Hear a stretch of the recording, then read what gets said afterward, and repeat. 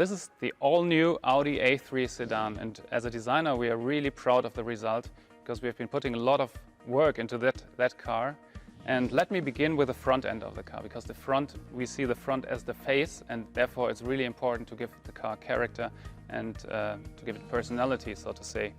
And if we start with the front, we have to talk about the single frame grille. And as you can see, the single frame grille has now a honeycomb pattern for the very first time in the A3. So a very three-dimensional structure that gives a lot of depth and a lot of quality to the front appearance of the car. And at the same time, the grille sits very low as facing down to the road, so the whole car hunkers down and has more of a dynamic approach and a dynamic attitude towards the road. And as you can see, the grille creates also the architecture of the front. You have all the lines coming from the corners of the grille, creating a three-dimensional sculpture, as well as from the rings. There's a kind of negative power dome, we call it, that continues over the hood and stretches the front of the car. Another highlight is the headlight of the A3 sedan. Let me show you this. The headlight has a really sharp-cut shape and is really bold in its expression, as you can see, but we also have a digital daytime running light that can vary. Whether you choose a base car or an S-Line, you have different daytime running light graphics in the front, so it's an absolute innovation for our A3 sedan. Now coming to the side, the main feature on the body side of the A3 sedan is the shoulder line that runs all the way, stretching the car while still being compact. And the most important thing is dividing into light and shadow. So a very light shoulder and a very dark body side that is modeled in a really nice, precise way to give it a lot of three-dimensional sculpture.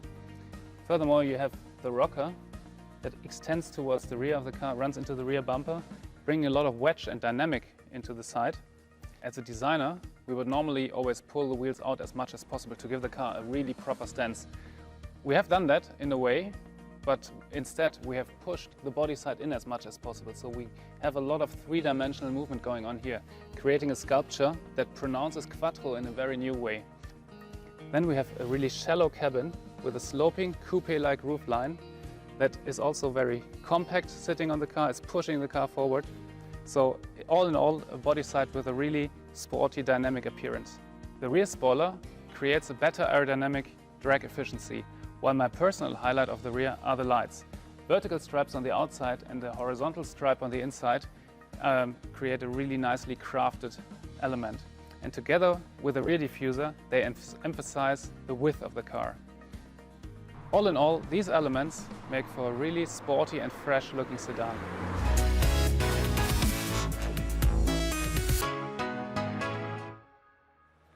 Now let's talk about the interior of the A3. We have a sketch here with which I can describe you the interior perfectly. We had two main goals. We wanted to follow the car's sporty nature, and we wanted to integrate the new digital content. We wanted to have a completely different layout from the passenger to the driver. That's why we used the air vents to create on the passenger side a very horizontal feeling, diving in from the side right into the steering wheel. And on the steering wheel we have a very cockpit-like feeling by putting the air vents on top of the IP. This separates the passenger from the driver. Coming from the sketch, we now see the interior in the reality. You can see all the proportions and dimensions. The air vents on top that really create this immersive cockpit, and then the very wide passenger section that creates this super slim dashboard. In between we have the black panel element that contains the MMI touch, and we really designed it in a way that it appears to be super thin. We have the glossy surface that goes all around the corner. Coming to the center console, we follow the same principle. We have a nice trim part that surrounds the black panel area. Inside the black panel area we have the new shifter design. And this is a shift-by-wire which enabled us to make it very small. And this enables us to give a new spacious feeling in the center console. For example, the storage unit in the front where you put your mobile phone. Altogether, the driver-oriented cockpit of this car fits perfectly to the sporty exterior of the A3 sedan.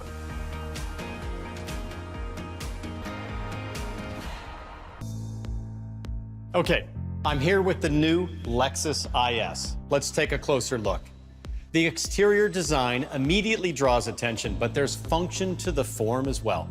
The accent lines across the front end provide a distinct appearance, and they also highlight the low center of gravity design of the new IS.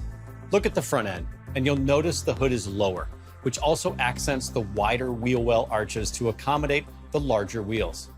The headlamps have a slimmer design that blends in nicely with the low-profile hood. This F Sport grille looks sharp, but it also has these functional air inlets to assist brake cooling. Along the sides, the sleek lines of the rocker panels flow all the way up through the rear wheel arch. Now, the C-pillar here is reinforced for enhanced rigidity to assist with driving dynamics, but you'll also notice the roofline tapers downward sharply into this rear deck. The side profile silhouette evokes a coupe-like appearance. And how about the rear of this vehicle? The deck lid is crisp and it sets the tone for the dramatic blade-style taillight that is accented by L-shaped designs at each end. One of the coolest parts is how the blade design has a ridge to it. Underneath those good looks, though, are rigidity enhancements, which ultimately create a stiffer structure so that the IS can accommodate increased performance demands. Engineers look to reduce unsprung weight, so that means lighter coil springs, the use of aluminum A-arms, and lighter stabilizer bars. New swing valve shock absorbers feature ultra-low velocity valves in their pistons to manage oil flow in response to even the smallest road bumps. The new shocks provide consistent ride quality on all types of roads. F Sport models feature a host of cool features that enhance the sporty soul of the IS. Things like the signature F Sport grille, rear spoiler, and more. There are a few features that are my favorite, though, like the stylish and throaty exhaust and diffuser. And you can't deny how great these new 19-inch F Sport wheels look either. And how about this new circuit red interior color that's unique to F Sport models? I love it. Inside are some great new tech upgrades, like this 10.3-inch touchscreen that's closer to the driver and features Apple CarPlay, Android Auto, and Alexa compatibility. When equipped with the new available Mark Levinson sound system, there are 17 speakers and a whopping 1,800 watts. That's nearly 1,000 more watts than the previous model. My favorite upgrade for F Sport models has to be the dynamic handling package. This adds the adaptive variable suspension system, which has been fine-tuned to complement the changes on the new IS. Rear-wheel drive versions will also get a torsion limited slip differential that will help provide additional traction when you need it most. Let's talk about drive modes. The addition of Sport S Plus enhances performance by advancing the engine and transmission mapping, and it also adjusts the EPS steering assist and damping force for sportier handling. The new IS is the first Lexus to receive the newest LSS Plus safety system, offering a host of safety features designed to help make the roads safer. Now, for 2021, the IS will be offered in rear-wheel drive and all-wheel drive options. Plus, there are 3 different engine options available, highlighted by the 311 horsepower, 3.5-liter V6 on F Sport models.